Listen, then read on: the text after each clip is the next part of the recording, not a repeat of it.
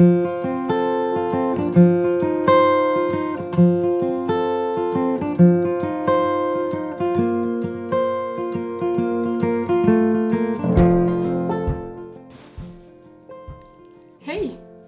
welcome to the dunkelgrün channel.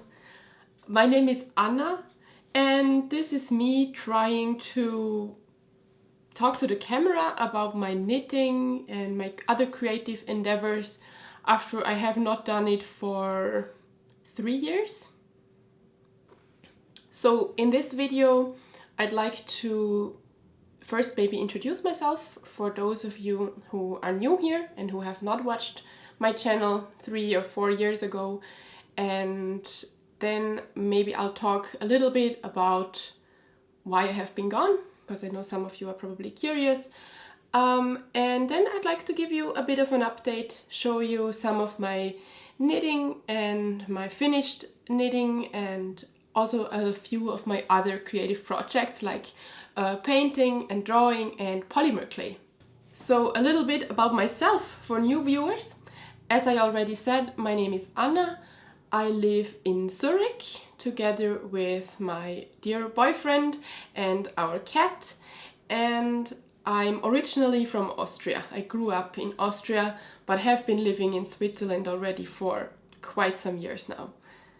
My background is in chemistry.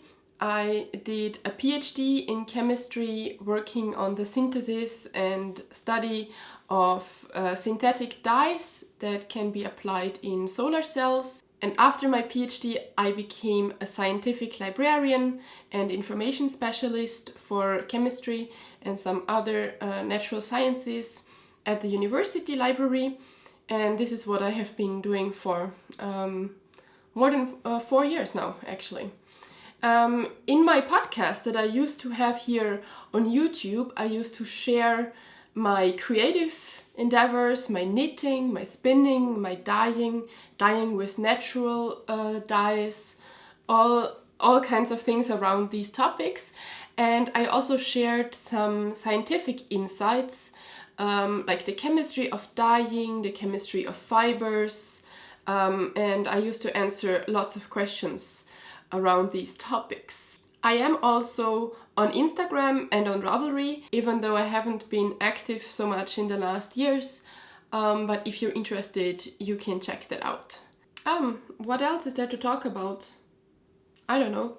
If you have any questions about me, you can ask them in the comments and I'm going to answer those.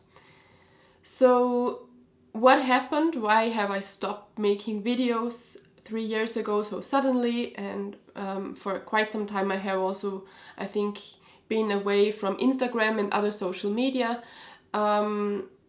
I have been back to Instagram and also to Ravelry in the meantime, even though not as often and as intensely as I used to in the past. What happened? Short story, long story short. How am I going to say that? I guess with one simple word, I had some mental health issues. I guess it's not easy to talk about those things, and anyone who has been affected knows that. It had to do with my mental health. I had to take a huge step back, and there were a lot of different things going on, a lot of different things playing together. I don't even want to explain that. I don't want to go into detail because it's my personal thing. But the knitting and podcasting and producing content and moderating a forum, answering questions, all of that became also a bit too much of an obligation at that time, and I had difficulties to regulate myself. And that's also why I took so much time. I mean, I have recovered luckily, and thanks to a great help around me, I have recovered already some time ago. I would say maybe 2 years ago, I was already rather stable, but I still hesitated to come back to Instagram and Ravelry and YouTube because I didn't want to go down the same path as I went last time. I didn't want it to become a burden. I didn't want it to become overwhelming, and I wanted to make sure that I only do as much as I can. And why am I back now? I don't really know.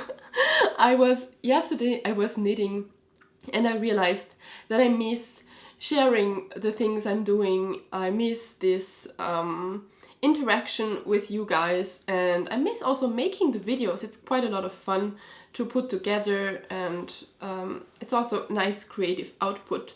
And that's why I decided to just sit down today, put the camera here, and yeah, try talking to it. Yeah, I guess that was enough chit chat in the beginning. Let's get started with the content of knitting, and I would like to share with you a finished object. So of course there have been quite a couple of projects that I have finished during the last couple of years, but I'm not going to drag them all here now and show them with you. I thought I will sprinkle them in maybe in some future videos, if there are any. And for this video I'll only show you one of my favorite sweaters that I have finished, and it's the one that I'm wearing. Let me get up so that you can see it fully. It's a very fun stripy pattern, and that's also the name of it. It's called Crazy Stripe Tee by Atelier Alpha, I think. Yeah, it is seamless pullover. It is knitted from the top down and in one piece actually. So you start actually somewhere here in the back, in the neck, and with short rows you form this shoulder region here, and then I think it's called a contiguous sleeve method, and then you knit down until you reach the chest, and here you are working short rows in order to achieve this crazy stripy look. And it looks much more difficult than it actually is, because it's a lot of stockinette knitting, and if you know short rows, I guess you would be fine. It is knit in fingering weight yarn, so that means you can use it also quite nicely to stash bust or use leftovers for this project. And I think I might even make another one, an even crazier one, with some maybe sock yarn leftovers or something like that. So the yarn that I used for this is two different brands. The first one is this Biche et Buche lamb's wool in fingering weight, and I bought this in Edinburgh in 2019 when I was at the Edinburgh Yarn Festival. You can see I still have one full skein left. It has faded. I think it's vert bleu foncé, like dark blue-green, even though it's pretty much of a grey, I would say. And then the other one is a greyish blue, and I don't know the colorway name of it, but I guess you forgive me. This is the second Biche et Buche, and the other three colors, I used 5 colors in total, are from Ovis etc., which is a wonderful hand dyeing brand from the Netherlands. And this was the Shetland colorwork set in fingering weight, 100% Shetland wool. So that was these two here. You can see I used up almost everything of this brownish beige color. And yeah, this was a colorwork set that came like this, for working maybe a pair of mittens or something. And this, the beautiful dark green one, is the same type of yarn, but it was not in the colorwork set. This is probably my favorite color right here, and for those of you who don't know, the name of this podcast, dunkelgrün, means dark green. So I guess that's all I can tell you about this cool sweater design. Maybe you have seen that it is like 3/4 length sleeves, which I find quite practical. Sometimes I find it a bit too warm to wear a full sweater, and this makes it also nice for the time of year where the temperatures are just like in between. another little project that I have finished last year around Easter, and I still have it sitting around with me here in the living room because it's just so cute, is this little bunny. This is the Bunny Odile, and I knitted it out of leftover sock yarn, this grey yarn, and it's quite a nice pattern, even though I must say it's a bit fiddly with tiny needles. I think it was 2mm needles, I'm not sure anymore. And tiny circumferences, these arms, these ears, it's all very fiddly and small, but it's worth it in the end. You get a really cute bunny. This pattern also comes with some instructions on how to make clothes, like a sweater, I think, and a dress. I'm not exactly sure anymore. And I didn't make those. I made this little crochet dress that I just made up as I went. And I made a little hole here in the back for the tail. So I could probably keep getting finished projects here. It has not been as much knitting these years as it was during the time that I regularly made my podcast. Yeah, I will not show every single item that I made. Instead, I want to show you something that I'm working on right now. So the project that I'm working on right now and I'm very motivated about is the Maya cardigan. This is the body that is coming along pretty well here. And I have also already finished the sleeves. Maybe those are a bit easier to show. These are the sleeves. And I really like this color combination, and also working on the color work is just so much fun. It's really entertaining. And I don't know, how do people call it, potato chip knitting, because you can just one more round, and every time you make one more round you see a little bit more of the pattern, and that is just really funny. The yarn that I'm using for this is Letlopi, and it is a famous yarn that is Icelandic wool yarn. It is I think one of my favorite yarns to work color work, because it's just the right amount of fuzziness and stickiness. It's really pleasant to work with it and to see the pattern come together. I am using 4 colors. These are actually all leftovers from previous projects.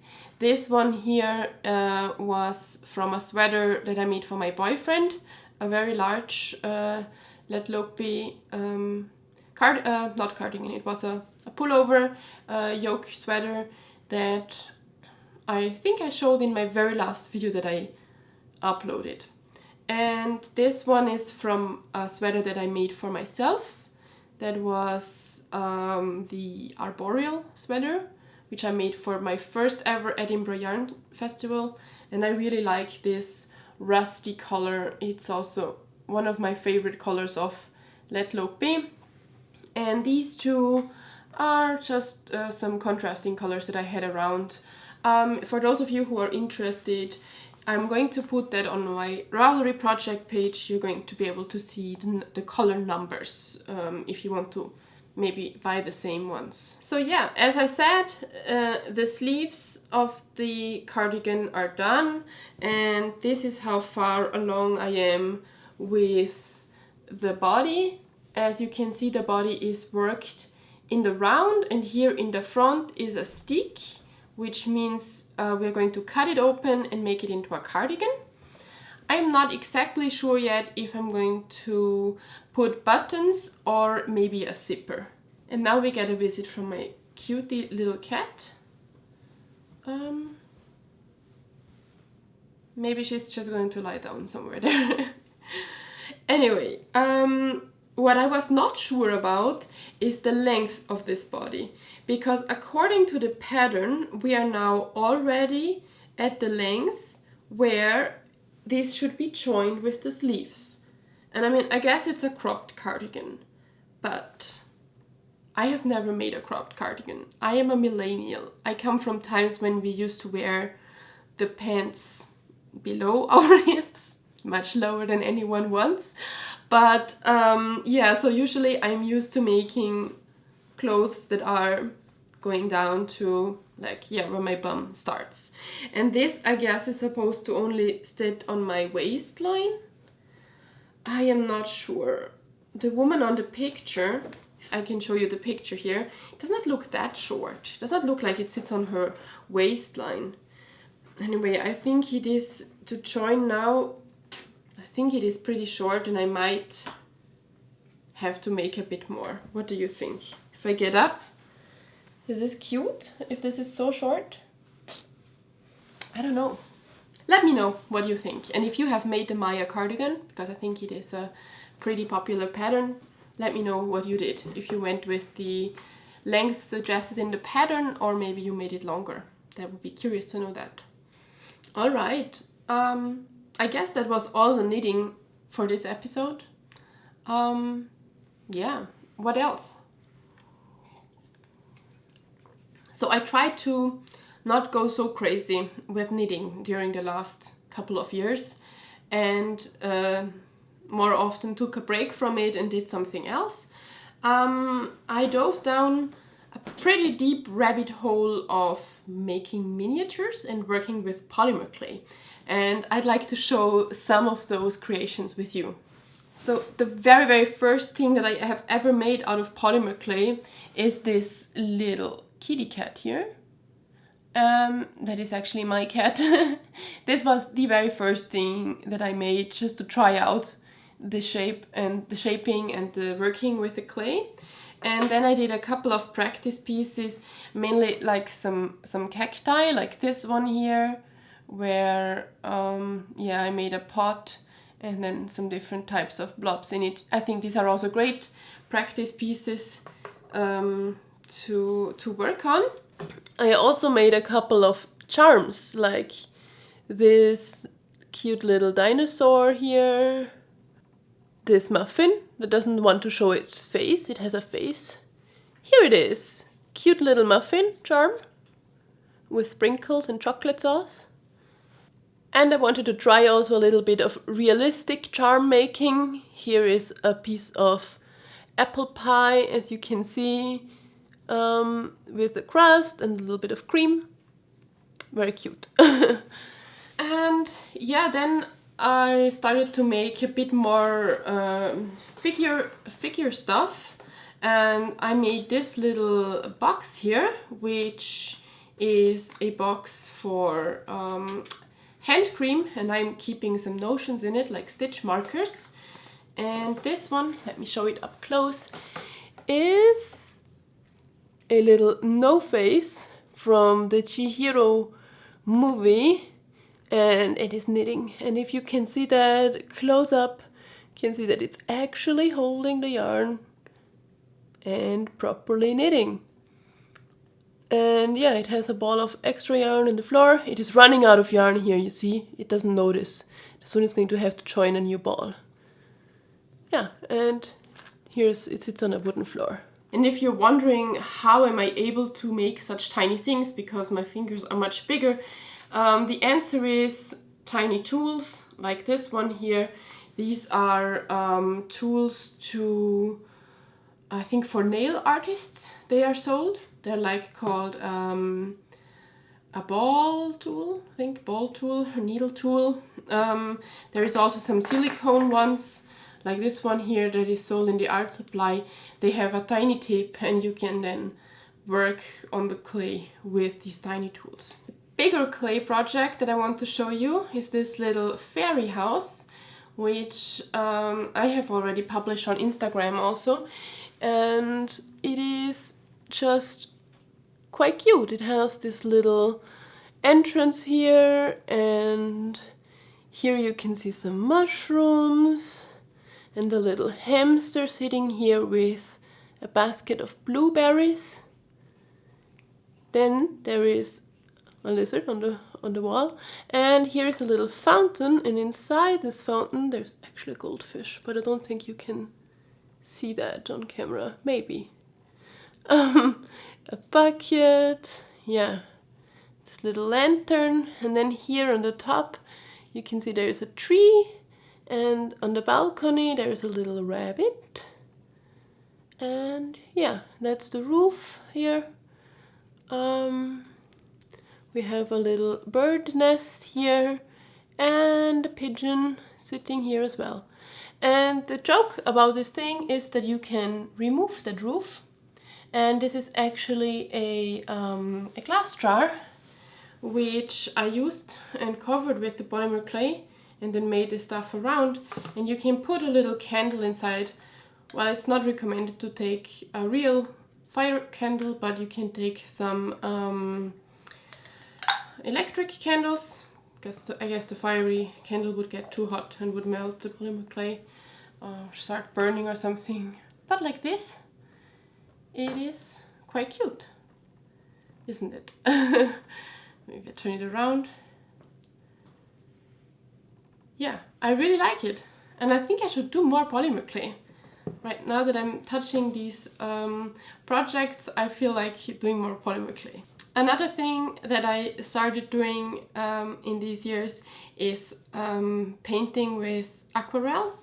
I used to paint a lot during my childhood. I painted or I drew every single day, probably until I turned 18. Yeah, maybe during my teenage times, maybe not every single day anymore, but pretty regularly. But I never used really watercolor or aquarelle. So I tried that these years, and one technique that I specifically liked is called negative painting. That looks something like this. You start with a light color, like you first paint the very light colors, and then you add layers and layers and layers, and you always go deeper. So the dark colors are painted last, as a last layer. This is also one in the negative painting technique. And another one with rainbow colors is this one. Or I guess this would be the correct orientation. Doesn't really matter. And as I said, I use watercolor. I have this Winsor Newton set here. It comes with a couple of nice colors. There is also a white in it, which is the only color that I actually don't even need because paper is white, so I don't know why there is white. There is one additional color that I would take instead of white if I could choose, and that's the one that I have here separately in a tube, and it's called Payne's Gray. Payne's Gray, I think, is a really nice color because you can get very dark with it. It's kind of like black, but it's not. Well, actually, there is no black in here. I'm usually not using any black. It's the darkest one that I use is this Payne's Gray, or I maybe mix a phthalo blue with a burnt umber or something like that in order to get really dark shades. Yeah, that's a bit of watercolor painting. It has a bit of the same aspects as dyeing wool because you're mixing the colors and you're getting this watery dyes and colors and pigments flowing together. It's quite a nice experience. Speaking of dyeing wool, you're probably all asking, what about dyeing? I haven't been doing much dyeing. I've been doing a little bit, and if you're curious, I can show you some of those creations in the next video, but yeah, it hasn't been so much, and when the warm season is going to come back, I am planning to get back into the basement and do some dyeing. Alright, that's it, I guess, for today's video. Thank you for coming here, and thank you for staying until the end, if you did. I hope you have a lot of fun with your creative endeavors and projects. I hope you stay healthy and safe, and I'll see you next time. Bye!